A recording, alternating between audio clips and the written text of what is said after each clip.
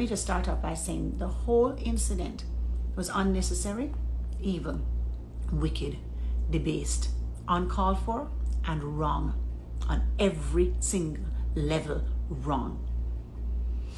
Now I just want to kind of give a perspective, because I am neither American nor am I African American. I'm Jamaican, but I'm also African because my grandmother is African from Ghana. And in my country, I'm the minority, but we don't say white Jamaican, black Jamaican, we just say Jamaican.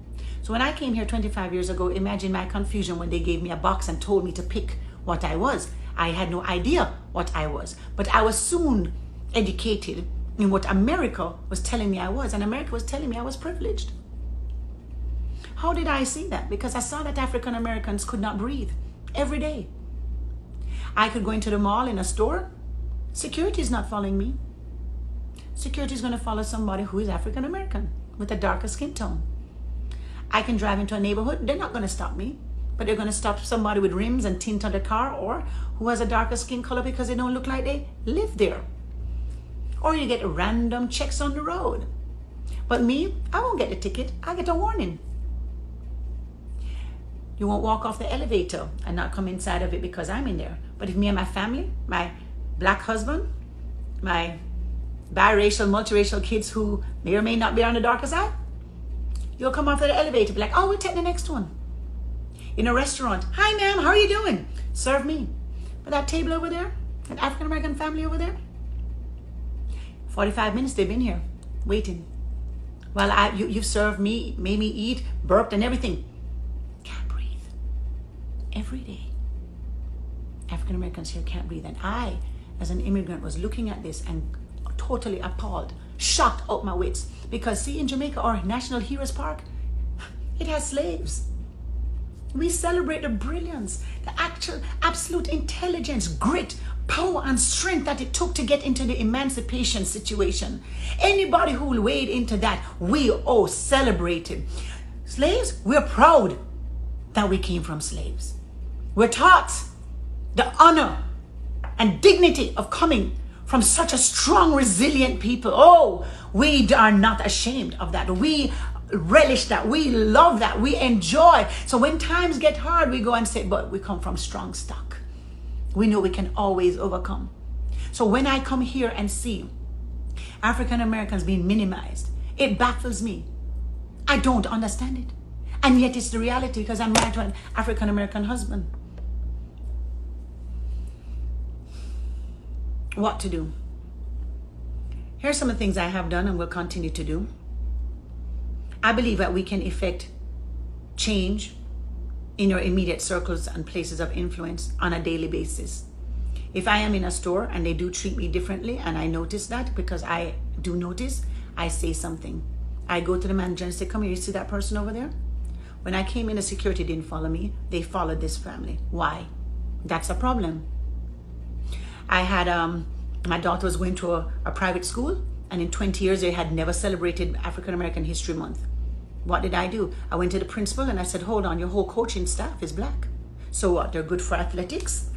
And in the church, they're good to be hired as a worship pastor, so you can say diversity. I want to cater to my black members, so you get a black worship pastor. But can your kids marry them? Oh, see, no. Nobody wants to be no token nothing, all right? So either you're going to really love people or you don't really love people. We don't just put stuff on our timelines to make it look like we love, and so that we won't lose influence and lose people and lose favor. Do it because it's the right thing to do. As Christians, we love, we sacrifice, we lay down our life for a friend. That's what we do. And so one of the things you can do is you can say something when you immediately see it. Say it. Say something about it. Because here's the thing, you say, well, people can speak up for themselves. Really? Okay, let's just play this out. If you're an African American and you see somebody hurting somebody else and you go and try and intervene, you're already aware that that policeman can just say, oh, I felt threatened, and shoot you. Somebody else of a different color, though, has a better chance of standing up. But if we who have some kind of influence and ability to fight on behalf of our brother or sister, and we don't. Shame on us. Shame on us. So Psalm 82:3 says this: defend the weak and the fatherless, uphold the cause of the poor and the oppressed. That is part of our civil right duty. It is part of our God-given Christian duty to not just let things slide for the oppressed. So you can do that. You can begin to try and affect and impact law. You can, here's some things I've done over the years.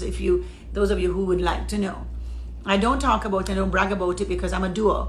So number one, I have gone into the school districts. I would go on the first Tuesday and meet with the school boards when they would have these open meetings.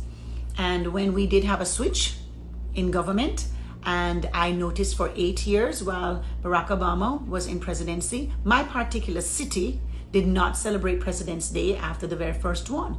They cut it out, called it In-School Progress Day, Teacher Training Day, Snow Day, every kind of day. But the minute that the new president that is in office came in, immediately President's Day was enacted within 2 weeks. I went and fussed about that, brought it up, and demanded an apology. School board, restaurants, speak up, stand up. I have already called my mayor of my city. What are we going to do so that our city does not perpetuate this kind of behavior? What is in place?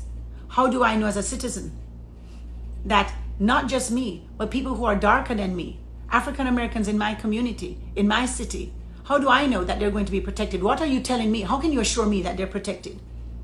You see, when you see the rioting and the fires and things like that, you're going to think, oh, well, it's not productive. Listen, I'm not for the burning of anything. I'm not for rioting. I am not, because I don't want any more black men and black women taken into jail and treated even worse, and families are broken up. I don't want that. But it is a sign of the frustration and the angst and the anger and the disgust and the actual helplessness that you feel and desperation that something has to change, something has to give, something has to go. And so every day, we as citizens here, living in America, we have to leverage our influence and our ability every single day. And we have to say, God, give us a love for all people. All people. We can't just use people as tokens. We can't just use people to have, oh, you know what? I love black people because I have that one black friend. No. We have to love people. And we have to see that in this particular case, African Americans cannot breathe. Every single day. You're in a position of influence to hire. You're in a position of influence to leverage influence. Then I'm not saying nobody wants handouts either. So it's not like, okay, I'm going to hire the person just because they're black and they have no ability. No. What we're saying is don't discount the ability because they're black. Give a fair shot. Give fair influence. Majority of the essential workers are African American. Your life tomorrow could be on the table of an African American nurse. What am I saying? Love does. Not just chats, not just talks. It does. So my stand is do something tangible. Do something meaningful. Do something that you can leverage your influence. And let us not just let a whole group of our population feel like they don't have any love and support from people who certainly take. Let's be givers. That's what I have to say at the moment until I calm down.